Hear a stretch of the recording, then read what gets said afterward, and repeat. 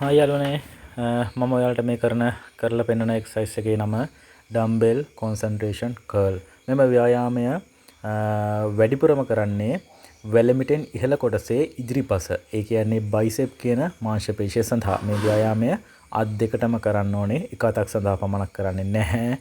ඒ වගේම තමයි මේ ව්‍යායාමය ඩම්බෙල් කියන උපකරණය භාවිත කරලා තමයි කරන්නේ. මම පාවිච්චි කරලා තියෙන්නේ කිලෝ 10 ඩම්බෙල් එකක්. ඔබට පුළුවන් කිලෝ 5 කිලෝ 2 කිලෝ 3 ඔබගේ ශක්තිය ප්‍රමාණයට සැරලන විදියට ඔබට පුළුවන්. Want bigger biceps? This is one of the most effective curls you can do.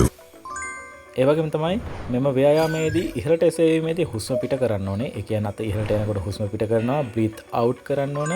ඒ වගේම තමයි අත පහළට ගන්නකොට breathe in කරන්න ඕනේ. එහෙම නැත්නම් හුස්ම හොඳ හුස්මක්, තද හුස්මක් ගන්න ඕනේ. Save this and come back stronger.